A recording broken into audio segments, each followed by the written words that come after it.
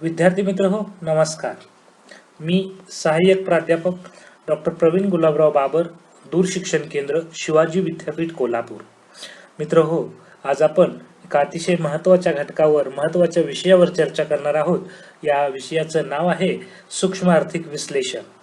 मित्र हो, हा विषय MA भाग 1 या अभ्यासक्रमासाठी आपल्याला आहे. तर मित्र हो, या सूक्ष्म आर्थिक विश्लेषणातील अतिशय महत्त्वाचा जो प्रश्न आहे तो प्रश्न म्हणजे जी संकल्पना म्हणजे अल्पजनाधिकार बाजारपेठ, याला इंग्रजीमध्ये आपण ऑलिगोपॉली असं म्हणतो. तर या अल्पजनाधिकार बाजारपेठेची चर्चा आज आपण करणार आहोत. मित्र हो, ही चर्चा करत असताना दूरशिक्षण केंद्रांतर्गत जे स्वयंअध्ययन साहित्य तयार केले जातं, या स्वयंअध्ययन साहित्याचा आधार घेण्यात आलेला आहे. तर मित्र हो, आपण पाहूयात अल्पजनाधिकार बाजारपेठ म्हणजे काय. मित्र, अल्पजनाधिकार बाजारपेठ ही अपूर्ण स्पर्धेच्या बाजारपेठेचा एक महत्त्वाचा प्रकार आहे. अल्पजनाधिकार बाजारपेठ ही एक जे पूर्ण स्पर्धा आणि अपूर्ण स्पर्धा या बाजारामध्ये दोन प्रकार असतात. तर ही अल्पजनाधिकार बाजारपेठ ही संकल्पना अपूर्ण स्पर्धेच्या बाजारपेठेचा एक अतिशय महत्त्वाचा बाजारपेठ किंवा महत्त्वाचा भाग असा मानला जातो. मित्र हो, प्रमंडळ क्षेत्र याला कॉर्पोरेट सेक्टर तसेच बहुराष्ट्रीय कंपन्या MNCs मल्टीनॅशनल कंपनीज या प्रामुख्याने अल्पजनाधिकारी बाजाराच्या प्रकाराचा एक भाग असतात. म्हणजेच अल्पजनाधिकार बाजाराच्या कार्यात या कक्षेत येत असतात. मित्र हो, ज्या बाजारात विक्रेत्याची संख्या मर्यादित असते म्हणजे अल्प असते अशा बाजारास आपण अल्पजनाधिकार बाजारपेठ असं म्हणतो. मित्र हो, ज्या बाजारपेठेमध्ये विक्रेत्याची संख्या नगण्य आहे म्हणजेच अल्प आहे, या अशा बाजारपेठेस आपण अल्पजनाधिकाराची बाजारपेठ असं म्हणतो. मित्र हो, ज्या व्यवसायात प्रचंड मोठ्या प्रमाणात भांडवल, आधुनिक तंत्रज्ञान त्याची आवश्यकता असते अशा उत्पादनात अल्पजनाधिकार बाजारपेठ असते. उदाहरणार्थ पोलाद उद्योग, सिमेंट उद्योग, रसायने उद्योग, कार असतील, ट्रक असतील, ट्रॅक्टर्स असतील, अशा ज्या उद्योगामध्ये मोठ्या प्रमाणात भांडवलाची आणि आधुनिक तंत्रज्ञानाची आवश्यकता असते यांच्या उत्पादनात अल्पजनाधिकार बाजारपेठ कार्यरत असते किंवा आपल्याला दिसून येते. मित्र हो, आपल्याला असं म्हणता येईल की अल्पजनाधिकार बाजारपेठ ही एक अपूर्ण स्पर्धेच्या बाजारपेठेचा महत्त्वाचा भाग असून प्रामुख्याने ही corporate sector and multinational companies यामध्ये दिसून येतात. आणि या बाजारपेठेमध्ये विक्रेत्याची संख्या अल्प स्वरूपात असते आणि या बाजारामध्ये लागणारे भांडवल किंवा गुंतवण्यासाठी आवश्यक असणारे भांडवल व नवीन तंत्रज्ञान मोठ्या प्रमाणात ज्याची गुंतवण्याची तयारी असते, या बाजारपेठा या अल्पजनाधिकार बाजारपेठेमध्ये येतात. त्याचं उदाहरण आपण पाहिलेलं आहे. पोलाद उद्योग, सिमेंट उद्योग, रासायनिक उद्योग, कार, ट्रक असतील, ट्रॅक्टर्स असतील, अशा अनेक उदाहरणे आपल्याला सांगता येतील की जी अल्पजनाधिकारी बाजारपेठेचा भाग म्हणून कार्यरत असतात.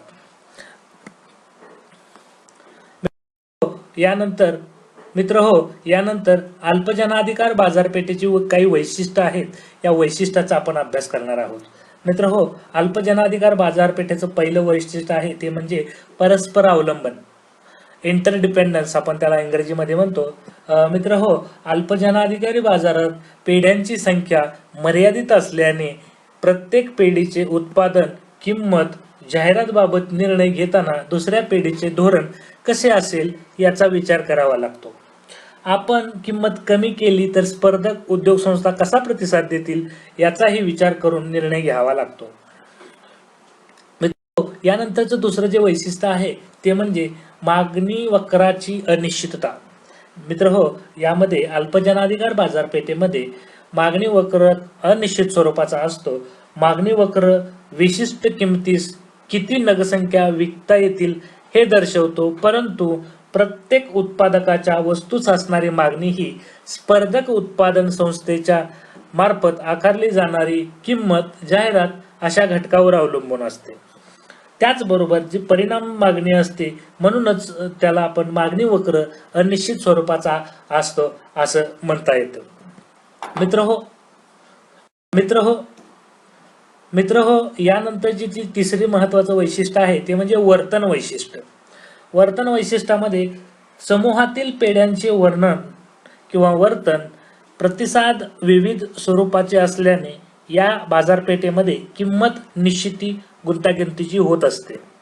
मित्र हो जर समजा या पेढीने किंमत कमी केली तर उर्वरित पेढ्या तेवढ्याच प्रमाणात कमी किमतीत उत्पादन करतील असं नाही. म्हणजेच किंमत कमी करण्याऐवजी जाहिरात वाढवणे, नवीन वस्तू भेट देणे असे धोरण ठरवू शकतात. यालाच आपण वर्तन भिन्नता किंवा अनिश्चितता या बाजारात चे प्रमुख वैशिष्ट्य असल्याचे आपणास दिसून येते.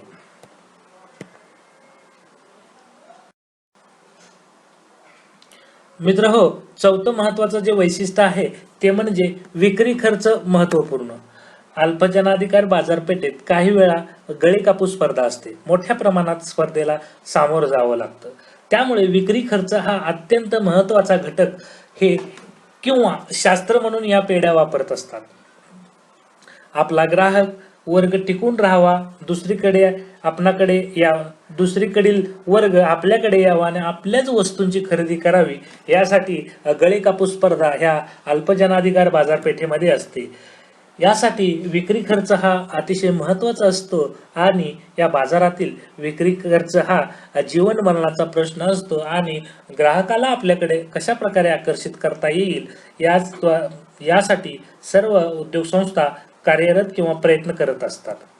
मित्र हो उत्पादन खर्चापेक्षा विक्री खर्च अधिक महत्वाचा असतो हे अल्पजनाधिकार बाजाराचं महत्वाचं वैशिष्ट्य आहे. मित्र हो यानंतरचं जे वैशिष्ट्य आहे ते म्हणजे प्रमाणाच्या बचती. मित्र हो प्रमाणाच्या बचतीमध्ये अल्पजनाधिकारी बाजारपेठेत आकार मोठा असण्याचे एक महत्वाचं कारण आहे ते म्हणजे प्रमाणाच्या बचती होय. यासाठी मोठ्या पेढ्या कमकुवत व लहान आकाराच्या ज्या पेढ्या असतात त्यांना ताब्यात घेण्याचा प्रयत्न करत असतात. तर व्यवसायातील जे शत्रू संपवण्यासाठी एकत्रीकरण करण्याचा म्हणजे मर्ज करण्याचा प्रयत्न करत असतात. उत्पादन खर्च कमी करण्यासाठी स्पर्धक पेढ्यांवर वर्चस्व गाजवण्यासाठी प्रमाणाच्या बचतीचा वापर करून आकार वाढवला जातो. मित्र हो यामध्ये अतिशय महत्वाचा मुद्दा आपल्याला चर्चा घेतला पाहिजे तो म्हणजे ज्या आकाराने मोठ्या असणाऱ्या ज्या पेढ्या बाजारामध्ये आहेत, जे उद्योग बाजारामध्ये आहेत ते उद्योग संस्था लहान आकाराच्या उद्योगांना किंवा उद्योग संस्थांना कमकुवत करून त्यांना ताब्यात घेण्याचा प्रयत्न करतात आणि आपल्या व्यवसायातील आपले जे क्षेत्र आहेत तर त्यांना संपवण्याच्या दृष्टीनं प्रयत्न करून कसं आपल्या मालाचं जास्तीत जास्त विक्री होईल या दृष्टीनं ते प्रयत्न करत असतात.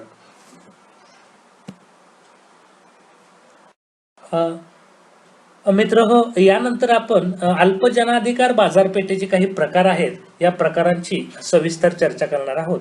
तर मित्र हो पहिला प्रकार आहे मुख्य हे जे प्रकार पडतात ते अल्पजनाधिकार बाजारपेठेत एकजिन्सी असत नाहीत, त्यामुळे बाजारपेठेचे वेगवेगळे प्रकार पडतात याची चर्चा आपण करणार आहोत. यातील पहिला प्रकार आहे तो म्हणजे शुद्ध व भेदात्मक अल्पजनाधिकार. मित्र हो या पहिल्या प्रकारामध्ये स्पर्धक पेढ्यांच्या वस्तू एकजिन्सी असतील जसे तेल साखर तर त्यास शुद्ध अल्पजनाधिकार बाजार असं म्हणतात.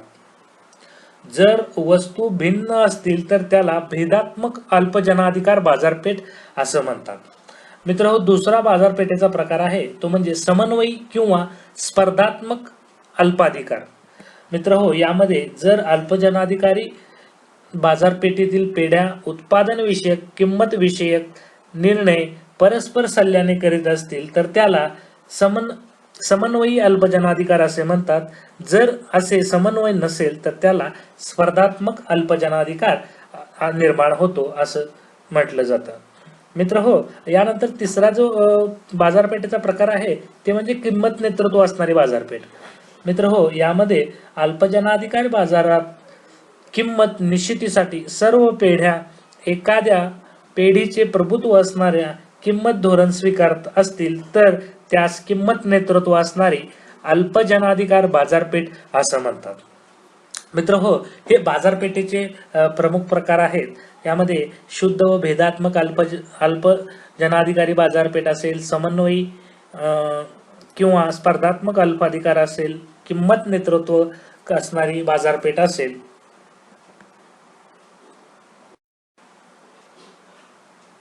मित्र हो, यानंतर आपण अल्पजनाधिकारी बाजारपेठेचे आर्थिक परिणाम या संकल्पनेवर चर्चा करणार आहोत. मित्र हो, अल्पजनाधिकारी बाजाराचे पुढील आर्थिक परिणाम आपल्याला दिसून येतात यांची चर्चा आपण करणार आहोत. पहिला परिणाम आहे उत्पादन कमी आणि किंमत अधिक असतात. या बाजारपेठेमध्ये आर्थिक जो परिणाम होतो तो म्हणजे या बाजारपेठेमध्ये उत्पादन कमी होतं आणि किमती अधिक असल्याचे आपणास दिसून येते. मित्र हो, यामध्ये आपण पहिले जो आर्थिक परिणाम आहे तो पाहिलेला आहे, तो म्हणजे उत्पादन कमी आणि किंमत अधिक या बाजारपेठेचा जो आर्थिक परिणाम आहे हा पहिला आर्थिक परिणाम असतो. यानंतरचा जो आहे तो म्हणजे गळेकापूस स्पर्धा. या बाजारपेठेमध्ये जी स्पर्धा असते ती गळेकापूस स्पर्धा असते. म्हणजेच आपला उद्योग संस्थेचा मालाची विक्री मार्केटमध्ये कसे होईल या बाबतीत सर्व उद्योग संस्था प्रयत्नशील असतात. तिसरा महत्त्वाचा जो परिणाम आहे तो म्हणजे उत्पादन खर्चापेक्षा अधिक प्रमाणात किंमत आकारून ग्राहकाचे शोषण करतात. या बाजारपेठेमध्ये उद्योग संस्था मर्यादित असल्यामुळे उत्पादन खर्चापेक्षा अधिक किंमत आकारून ग्राहकांचे शोषण करते, ही एक महत्त्वाचा परिणाम आपल्याला दिसून येतो. यानंतरचा जो परिणाम आहे म्हणजे विक्री खर्चाचा मोठा भाग अनुत्पादक असतो. मित्र हो, या अल्पाधिकार बाजारपेठेमध्ये विक्री खर्चाचा जो मोठा भाग आहे तो भाग अनुत्पादक स्वरूपाचा असतो. असा याचा आर्थिक परिणामामध्ये चौथा मुद्दा हा आपल्याला चर्चेला येतो. यानंतर जो परिणाम आहे तो म्हणजे किंमत ताठरता. मित्र हो, या अल्पजनाधिकार बाजारपेठेच्या आर्थिक परिणामामध्ये किमती या ताठर असतात. किमतीच्या या ज्या फ्लेक्झिबल नसतात, कारण उत्पादक किंवा उद्योग संस्था ह्या अल्प प्रमाणात असल्यामुळे यांना माहिती असतं की आपल्याशिवाय हे ग्राहक कुठे जाऊ शकत नाही. त्यामुळे उत्पादन खर्चापेक्षा अधिक प्रमाणात किंमत आकारून ग्राहकांचे शोषण करण्याचा प्रयत्न या बाजारपेठेमध्ये केला जातो.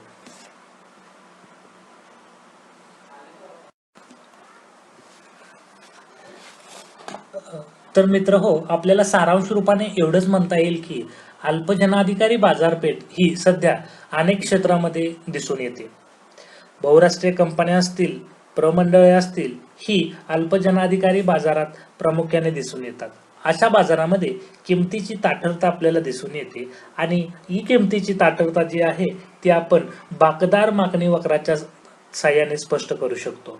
मित्र हो, व्यवहारिक स्तरावर मक्तेदारीयुक्त स्पर्धा आणि अल्पजनाधिकारी बाजारपेठेत हे प्रकार महत्त्वपूर्ण ठरल्याचे आपणास दिसून येतो. तर मित्र हो, अशा प्रकारे आज आपण अल्पजनाधिकारी बाजारपेठ या संकल्पनेची सविस्तर चर्चा केलेली आहे.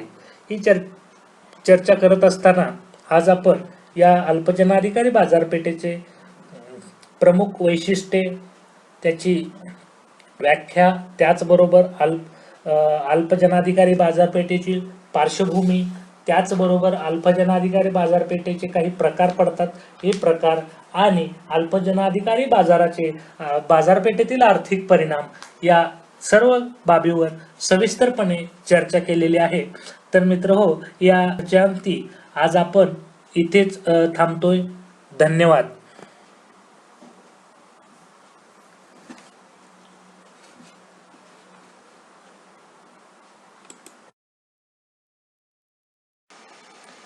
आपल्याला अधिक काही माहिती हवी असेल, आपल्याला अधिक काही संपर्क करायचा असेल तर आपण आमच्या दूरशिक्षण केंद्राशी संपर्क साधू शकता. आमचा दूरशिक्षण केंद्राचा संपर्क क्रमांक आहे 0231 269 41 71. मित्र हो, तुम्ही आम्हाला ईमेलद्वारेही संपर्क साधू शकता. आमचा ईमेल ID आहे cde@unishivaji.ac.in. या ईमेलवर तुम्ही आम्हाला थेट संपर्क साधू शकता. जर विषयाच्या संदर्भात आपणास आणखी काही अडचण असेल तर तुम्ही मला पर्सनलीही वैयक्तिकही संपर्क साधू शकता. माझा ईमेल आय डी आपणास मी देतो आहे. माझा ईमेल आय डी आहे pgbeco@gmail.com. या ईमेल आय डीवर तुम्ही मला थेट संपर्क साधू शकता. धन्यवाद.